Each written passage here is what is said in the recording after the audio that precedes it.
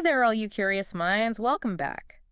Today, we're taking a deep dive into how the Sacred Atlantean Brotherhood views life. Oh, yeah, this should be interesting. We're going to be looking at excerpts from their book, Life's Movie, The Eternal Script of the Atlantean Brotherhood.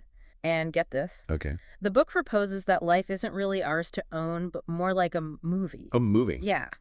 Directed by some kind of cosmic force, and we're the light being projected. Now, that's a pretty radical concept, isn't it? It Yeah. really challenges a lot of conventional ideas about life. Like, why are we here? What about suffering? Yeah, what's the deal with all that? And even the concept of time itself. Well, the book definitely throws the typical ideas about linear time out the window. Oh, absolutely.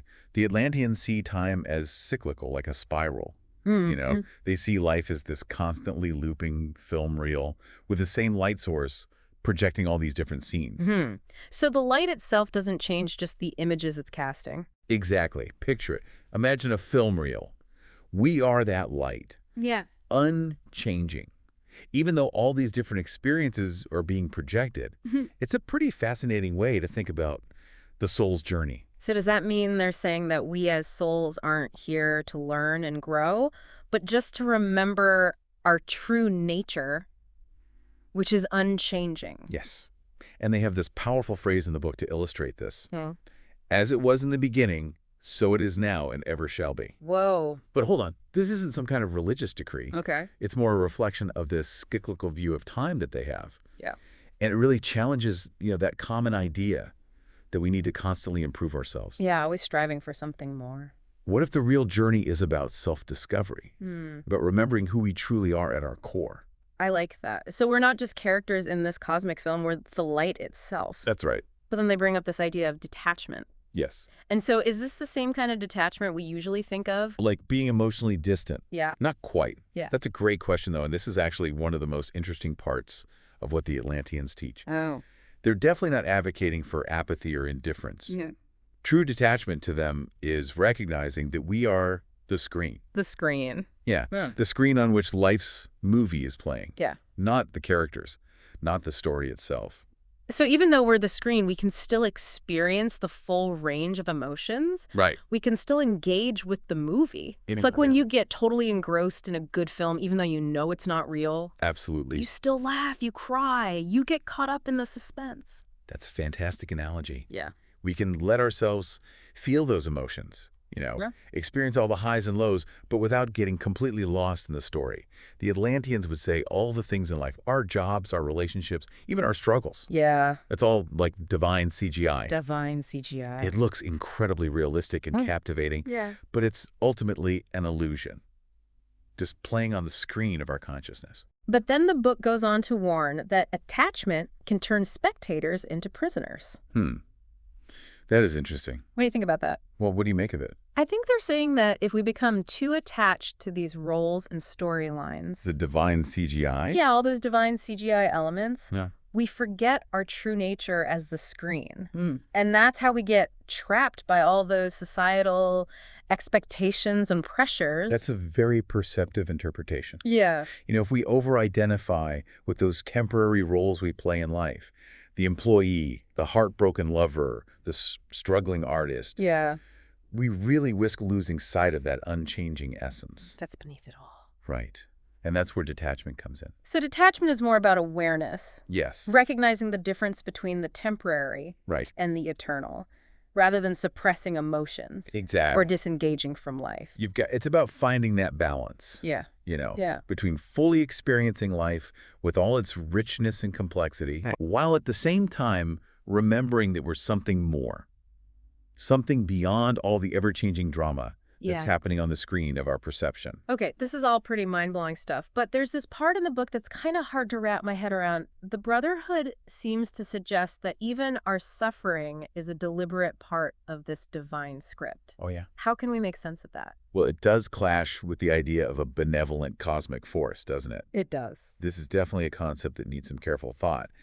The Atlantean perspective on suffering isn't about a personal God punishing us or testing us. Yeah. It's way broader than that. Remember, they see life as a movie projected by this boundless consciousness that's experiencing itself through every single part of existence.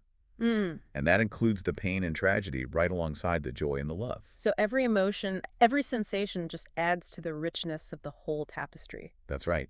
They even use the example of Jesus' crucifixion. Wow. And it's not about glorifying pain. It's more about acknowledging it as one piece within this vast cosmic narrative. So how do we reconcile this idea of a divine script With all its suffering. yeah, Yep. with our human desire for happiness and well-being? I mean, are we supposed to just passively accept whatever hardships come our way? No, they're definitely not advocating for passive resignation. In fact, they encourage us to rewrite the script. Rewrite the script. Not by changing external events, though, Right. but by transforming our internal perception of them. So we become active participants in shaping our own experience. Yes, even when things are tough. But how do we actually do that? I'm curious to know what kind of tools or practices they recommend. Well, that's where we get into some fascinating and practical techniques. Mhm. And that's what we're going to dig into right after this. Okay, so we've heard that the Atlantean Brotherhood has some pretty wild ideas about lifetime and suffering. Right. But if life's a movie, like they say, how do we actually live differently, knowing this? Well, the book outlines 3 specific ways that they actually practiced. It's really fascinating to consider how these ancient teachings could still be relevant to us now. I'm all ears. What's the first one? All right, so the first method is what they call awaken the projectionist. Well, I've been the projectionist. And now they're not talking about an actual person in a booth. Right. This is about, tapping into the part of ourselves that's beyond our thoughts, Mm-hmm. beyond that mental chatter, the constant stream of thoughts and emotions. And they believed that meditation was a key to this awakening. So instead of trying to completely quiet the mind, which can feel pretty impossible, Right. it's more about recognizing that we are not our thoughts. Exactly. We're the awareness behind them. Like, Yeah. we're the silent observer of the movie, not the characters on the screen. That's it. And what's so cool about this is that there are tons of different ways to cultivate this awareness. The Atlanteans might have focused on traditional meditation, but we can explore whatever feels right for us. Things like mindfulness techniques, breath work, even just being out in nature. All those can help us connect with that deeper sense of self. This actually makes meditation seem less intimidating, you know? Right. It's not about emptying your mind completely, Right. but more about finding practices that help us become more present, more aware of the observer inside. Exactly. And it really speaks to the Brotherhood's focus on playing around with these things rather than sticking to any strict rules. Yeah. They were all about finding joy in the process of experimenting and figuring out what works for you. I like that. Okay, so awaken the projectionist. Check. What's the second method for rewriting the script? Okay, number 2 is to laugh at the plot twists. Laugh at the plot twists. Yeah. So essentially they're telling us to embrace the unexpected, all those curveballs life throws at us. Oh, yeah? To find the humor, the lightness, even when things aren't going according to plan. Okay, I can see how that could be helpful, but it also seems kind of tricky. How are we supposed to laugh when things are really difficult? Or painful? That's true. It's like, are we supposed to minimize real suffering? No, and that's a valid concern. It's really important to remember that they're not saying we should deny or suppress our emotions. Okay. This isn't about toxic positivity Right. or pretending everything's fine when it's not. It's more about shifting our perspective. Yeah. Finding that little bit of space between what we're experiencing and how we react to it. So instead of getting totally swept up in the emotional drama, Yes. we try to step back. Yeah. Maybe even see the absurdity in it. Exactly. Like imagine you're watching a movie and the main character suddenly gets fired. You might feel surprised, maybe a little sad for them, but you also know it's just part of the story. It doesn't reflect on you personally. Right. And having that perspective can be so helpful in dealing with all the ups and downs life throws at us. Okay. I'm starting to see how this could build resilience, Right. but I'm still not sure about finding humor in really tough situations. Like, what if it's not just a job loss, but a serious illness or someone dying? Right. Can we really laugh at the plot twist then? That's a really good question. Right. And I think that's where the line between detachment and just plain denial gets blurry. Yeah. There's a big difference between finding some humor in the midst of chaos Right? and using it as a way to avoid feeling the tough stuff. Okay. Grief, loss, pain, those are all part of being human. We need to honor those feelings. So it's not about bypassing or suppressing our emotions, No. but about finding a way to hold them lightly, Yeah. to recognize that they're temporary states, like Yeah. clouds, passing through the sky. Yes. And I think that's where the first method, awakening the projectionist, is so important. When we can connect with that deeper sense of self, that unchanging awareness, Yeah. it gives us a more solid foundation. To weather the storms. Exactly, when those inevitable storms come along. It's like we're acknowledging the storm, feeling its full force, but also remembering that we are not the storm. We're something bigger, more expansive. Beautifully put. And I think that sense of spaciousness, of not being completely overwhelmed by the drama, can really make a difference in how we handle those tough times. For sure. Okay, so we've covered awaken the projectionists and laugh at the plot twists. What's the third way the Atlantean Brotherhood recommends for rewriting our life's script? Okay, so the third method is in some ways the simplest and yet the most profound. They call it merging with the light. Merging with the light. Yeah. Okay, I like the sound of that. What does that actually mean, practically speaking? Well, remember that analogy we talked about with the film reel and the light source? Uh-huh. The light represents our true essence, our unchanging divine nature. Mm. And merging with the light means allowing that essence to shine through us, completely unfiltered and uninhibited. It's about letting go of the ego's need to control the story, Yeah. and surrendering to the flow of life, trusting that we're right where we need to be. So it's almost like stepping out of the director's chair and just becoming the light itself, letting it illuminate every scene of the movie, even the dark and messy ones. That's a great way to put it. And this doesn't mean we become passive or inactive. Yeah. It's more about aligning our actions with our true nature, Okay. acting from a place of love, compassion, authenticity. This reminds me of what some spiritual traditions call enlightenment or awakening. Yes. But the Atlantean perspective seems to have this sense of playfulness and joy that I find really appealing. I agree. And I think that's one of those beautiful things about their teachings. They didn't see spirituality as this somber, serious thing. They celebrated life in all its forms. They saw that divine spark in everything from a sunset to a good laugh. They didn't pray, they played. I love that. It's like they're inviting us to join this cosmic dance, Yes. to embrace the full spectrum of human experience with a sense of wonder and delight. Exactly. And I think that message really resonates today, especially with so many people searching for meaning and purpose. The Atlantean teachings offer a path to liberation, not through dogma or rigid beliefs, but through awareness, embracing the unexpected and letting our true nature shine. This has been such an eye-opening conversation. I feel like we've barely scratched the surface. Me too. But before we wrap up, I'm curious about something. The Brotherhood's perspective seems to challenge traditional religious views in some pretty fundamental ways. Oh, it absolutely does. Their core message is that we are not sinners in need of redemption, but expressions of the divine, inherently worthy and whole. And this idea, eliminates the need for intermediaries between people and the divine, which can be very disruptive to traditional power structures. And that brings us to this really powerful line in the book that really stood out to me. Waxhira, who I'm assuming is a key figure in the Atlantean Brotherhood, says this: "Try and observe everything without craving or aversion." Wow. What a challenge. What do you think he meant by that? That's a profound statement. And I think it really sums up the essence of the Atlantean teachings. It's an invitation to observe life without judgment, without getting caught up in all our desires and fears. To just be present with what is. Exactly. Without needing to change it or control it. And I imagine that practice could be both incredibly liberating and incredibly difficult in today's world, Oh, absolutely. where we're constantly told what to want, what to fear, how to be. Right. It's like they're saying, step out of the drama, become the observer, and just see what happens. And that's where the real magic is. I think so. When we can detach from our usual ways of reacting and just observe with curiosity and openness, it opens us up to a whole new level of understanding and experience.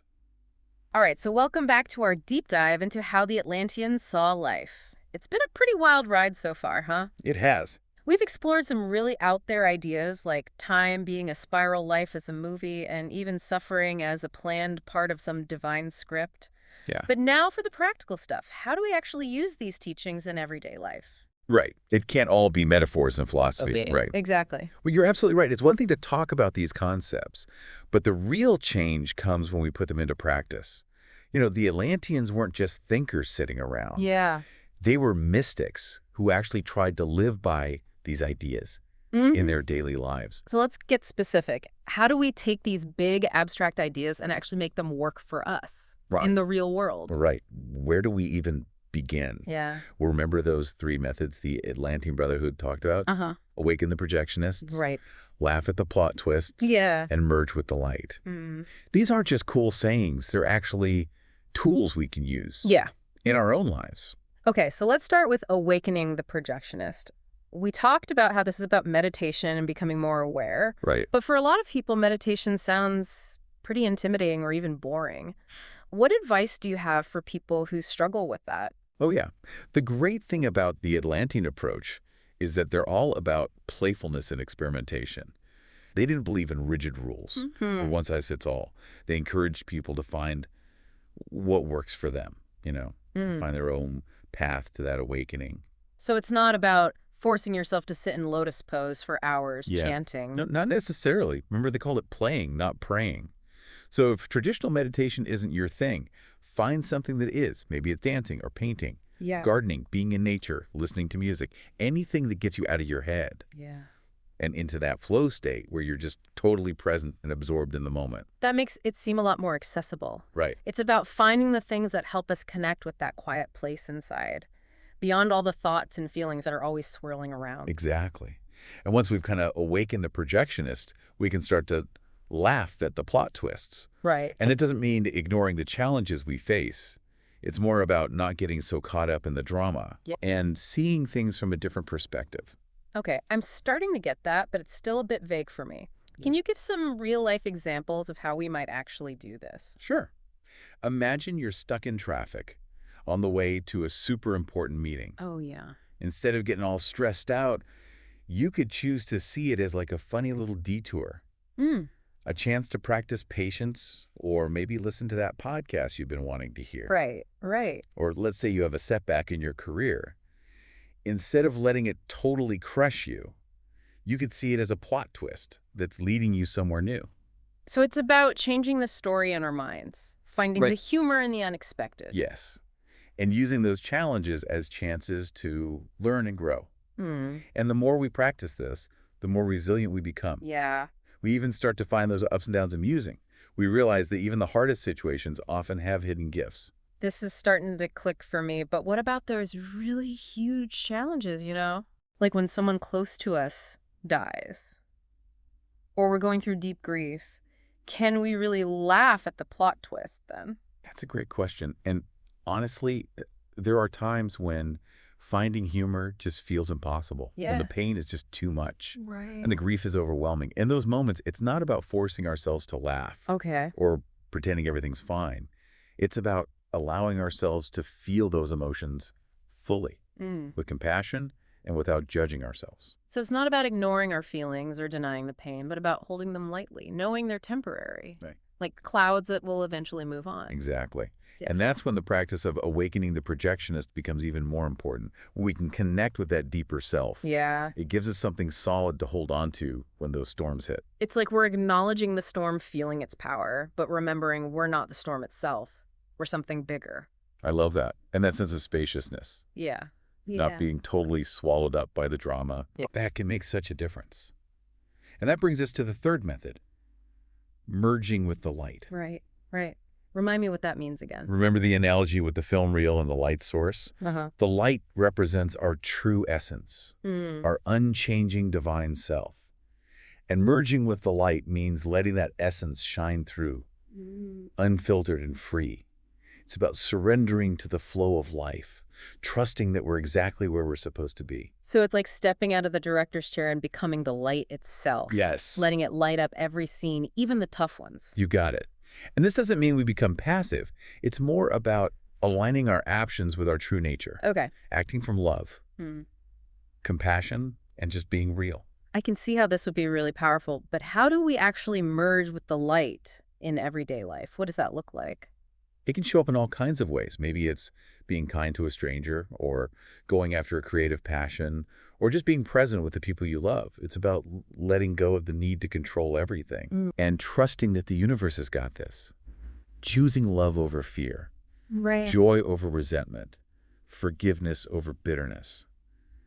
That's beautiful. It sounds like it's a lifelong practice, It is. continually trying to be our best selves. But as we wrap up this deep dive, I do want to acknowledge that this whole perspective While empowering, it might also raise some concerns for people. What are some things to watch out for when exploring these teachings? That's a really good point. One thing to be careful of is using detachment as an excuse to avoid responsibility Yeah. or to bottle up difficult emotions. Mm. Remember, true detachment is about finding that balance between feeling and observing, Right. between being in the world but also recognizing our own wholeness. So it's not about becoming cold and uncaring. Exactly. It's about that middle ground between acceptance and action, surrender, and You responsibility. nailed it. Mm. And another potential pitfall is taking the life is a movie analogy too literally. Mm. We need to remember it's just a metaphor. Right. It's not about denying real suffering or the importance of working to make the world better. So it's not about being passive spectators watching a pre-written script. Oh. It's about recognizing that we have the power to co-create a more compassionate and just world. Yes. The Atlantean teachings really emphasize personal responsibility and Okay. taking action. We might not be able to control what happens to us, but we can choose how we respond, Right. how we treat others, and how we contribute to the greater good. I appreciate you bringing up those points. It's so important to approach these teachings with an open mind, but also a critical one. I agree. These are powerful ideas that could really change us. But they're not a quick fix or a guarantee of happiness. It's a journey of self-discovery with its own challenges and rewards. Well, thank you so much for taking us on this journey into the Atlantean perspective on life. It's been fascinating. It's been my pleasure. And remember, the real journey starts now. Yeah, Take these ideas, play around with them, and see what they mean to you. exactly. As we go about our lives, let's try to see the world through that lens of playful detachment. Recognizing that divine spark within ourselves and everyone we meet. After all, who knows, maybe this cosmic movie is just getting started. And that wraps up our deep dive into the Atlantean perspective on life. Thanks for being with us, and until next time, keep exploring, keep questioning, and keep writing your own unique script.